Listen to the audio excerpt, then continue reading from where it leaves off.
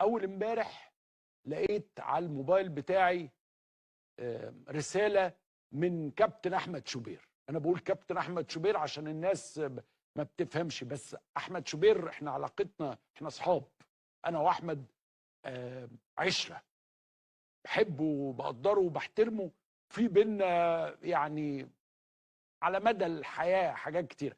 يعني ممكن يبقى عندك علاقه مع بني ادم، وارد يعني. فلقيته باعت لي مسج بيقول لي هارد لك يا عمرو، انا مش عارف كم مره هضطر ابعت لك هارد لك. طبعا انتوا شايفين الرساله من احمد امير وبيهديني، يعني مش قاصد يحفل عليا ولا يزعجني، احمد طيب جميل يعني. وبعدين لما تجيلك الحكايه ديت من احمد شوبير فانت جايلك من مصدر رسمي، يعني اهلاوي اهلاوي يعني. طيب انا بس هي رساله احمد ديت فوقتني على حاجه مهمه. هو المفروض احمد ما يقوليش انا هارد لك، لان تخيلوا هو الزمالك ملوش هارد لك. يعني المفروض مين اللي اتقال له هارد لك؟ بيراميدز. يا احمد انت بتقول لي انا هارد لك على ايه؟ احنا ولا حاجه، احنا ما عملناش حاجه. يعني الهارد لك ديت تروح لبيراميدز، ناس فرق نقطتين مستنيين الحكم، الاجوان كانوا متقدمين، هو ده الهارد لك. انما نحن لم نفعل شيء. نادي الزمالك ليس يعني حتى يا احمد هارد لك ديت كتير يا اخي وكرم منك، انما احنا ما عملناش حاجه. احنا قاعدين بنتعثر وقاعدين بندفع فلوس عشان نوقف القيد ونشغل القيد. عندنا مصايب وبلاوي زرقاء كتير، عندنا مشاكل، عندنا لعيبه قديمه مش عارفين نجيب جديد، ما معناش فلوس، حالتنا صعبه. فاحنا مش هارد لك يا احمد. يعني انت الهارد لك دي ابعتها لاي حد، وانا عارف طبعا انت مش هتبعت لحد في بيراميدز اي حاجه، انما انا مقدر مشاعرك ومقدر يعني جمال مقصدك، لكن يا جماعه النادي الاهلي يستحق الدوري لك. لان تخيلوا هو الزمالك ملوش هارد لك. يعني المفروض مين اللي اتقال له هارد لك؟ بيراميدز. يا احمد انت بتقول لي انا هارد لك على ايه؟ احنا ولا حاجه، احنا ما عملناش حاجه. يعني الهارد لك ديت تروح لبيراميدز، ناس فرق نقطتين مستنيين الحكم، الاجوان كانوا متقدمين، هو ده الهارد لك. انما نحن لم نفعل شيء. نادي الزمالك ليس يعني حتى يا احمد هارد لك ديت كتير يا اخي وكرم منك، انما احنا ما عملناش حاجه. احنا قاعدين بنتعثر وقاعدين بندفع فلوس عشان نوقف القيد ونشغل القيد. عندنا مصايب وبلاوي زرقاء كتير، عندنا مشاكل، عندنا لعيبه قديمه مش عارفين نجيب جديد، ما معناش فلوس، حالتنا صعبه. فاحنا مش هارد لك يا احمد. يعني انت الهارد لك دي ابعتها لاي حد، وانا عارف طبعا انت مش هتبعت لحد في بيراميدز اي حاجه، انما انا مقدر مشاعرك ومقدر يعني جمال مقصدك، لكن يا جماعه النادي الاهلي يستحق. السلام عليكم ورحمة الله وبركاته. أهلا وسهلا بحضراتكم في كل مكان. فيديو النهاردة هنتكلم فيه عن مباراة مهمة جدا في الدوري المصري، هتقام النهاردة يوم السبت الموافق 31/5/2024. والمباراة تجمع ما بين فريقين في الدوري المصري، فريق الزمالك وفاركو. فريق الزمالك وفاركو النهاردة السبت 31/5/2024. المباراة طبعا هتكون الساعة 8 مساء.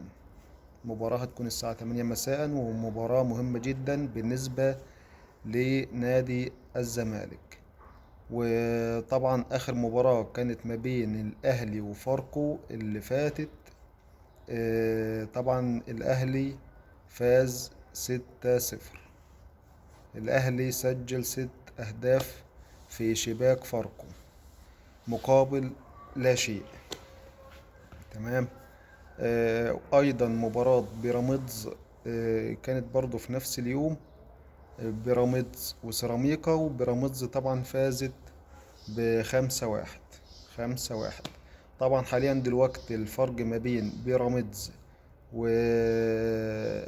والأهلي فرق، يعني الأهلي متصدر، فارق نقطتين بينه وبين بيراميدز في الدوري المصري، ويليهم طبعا المركز الثالث نادي الزمالك في الدوري المصري 2024 2025.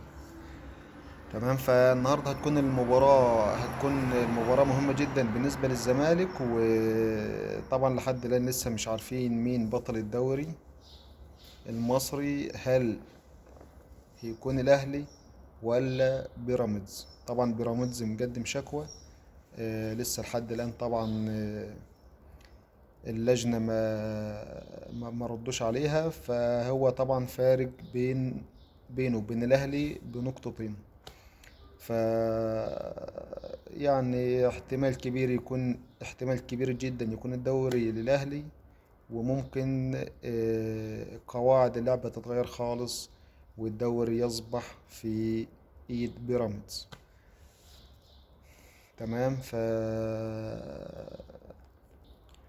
وطبعا بخصوص الشكوى اللي مقدمها بيراميدز، طبعا اكيد عشان خاطر مباراة الاهلي اللي تم انسحابه فيها امام الزمالك، فمش عارفين هل هيتخصم منه 6 نقاط ولا 3 نقاط، ولا التفاصيل دي هتكون ايه بالظبط. تمام. ولكن زي ما قلت لكم لسه لحد الان بيراميدز مقدم شكوى ولسه ما تمش الرد عليها. فلو تم قبول الشكوى وتم الرد عليها ويتخصم من الأهلي، فكده هيكون بيراميدز هو هيكون بطل الدوري. ولكن طبعا الكلام اللي بنسمعه على السوشيال ميديا ده كله كلام فاضي، ولسه الدوري مش محسوم لأي فريق فيهم.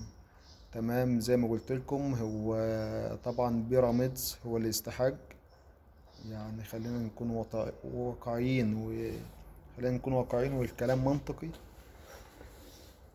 تمام. اما طبعا الاهلي زي ما احنا ما عارفين، الاهلي واتحاد الكرة وكل شوية يطلعوا لهم قرارات وكلام كتير، يعني مش عارفين نهايته فين. تمام. فبرضو عندنا امام عاشور احتمال برضو يتنقل من الاهلي. علي معلول خلاص هتكون اخر موسم ليه في الاهلي المصري. تمام. وشفنا طبعا في اخر مباراة ما بين الاهلي وفاركو علي معلول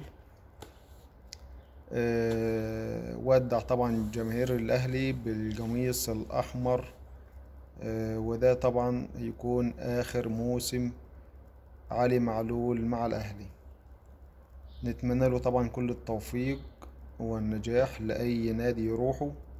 وفي كده بعض التنقلات في الدوري المصري، لسه صفقة زيزو ما تمتش، انتقال زيزو من الزمالك إلى الأهلي. فطبعا دي كلها تفاصيل، يعني بيطلع كلام الأول ولكن بتاخد فترات على بال الكلام يتنفذ ويظهر كل حاجة في الموضوع. وإيه كمان، فطبعا لو أول مرة بتشوفوني يا ريت تشتركوا في القناة وتفعلوا زر الجرس وتضغطوا كده لايك على الفيديو عشان ينتشر.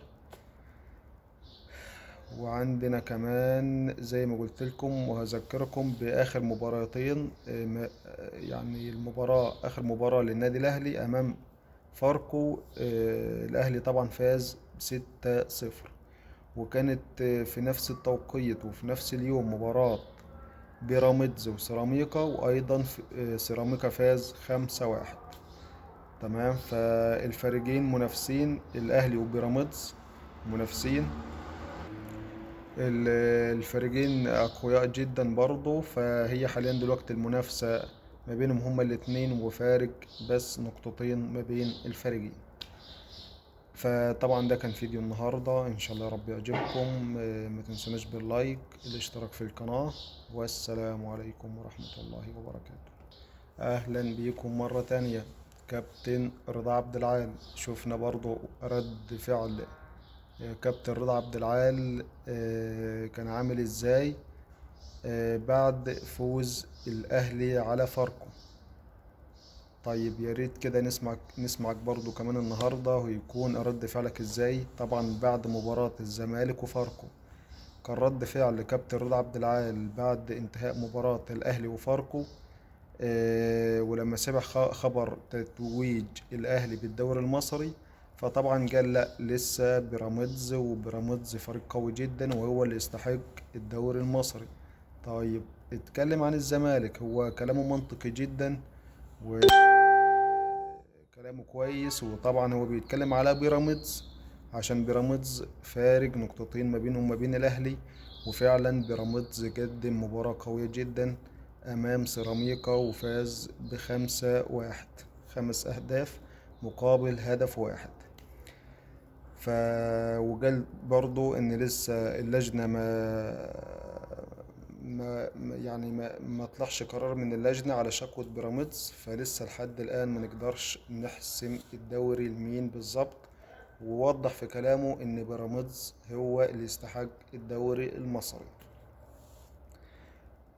فبرضو كان معانا مداخلة تليفونية ما بين كابتن أحمد شوبير ومين وعمرو أديب. تمام. كابتن أحمد شوبير طبعا بيقول لعمرو أديب هارد لك وكده، فرد عليه طبعا عمرو أديب وقال له يا عم احنا عندنا مصايب وبلاوي متلتلة، وانت شمتان فيا وانت بتتريق عليا. فبرضه في حوارات كتير بتحصل خلال اليومين دول، فكل حاجة هتبان بالتفصيل. طبعا النهاردة هتكون مباراة الزمالك وفاركو، هتكون مباراة قوية جدا. فهنشوف كده المباراة هتنتهي بإيه، وإن شاء الله طبعا هيكون بفوز الزمالك. ونتمنى طبعا للدوري المصري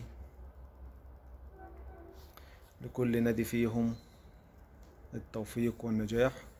ده كان فيديو النهاردة، والسلام عليكم ورحمة الله وبركاته.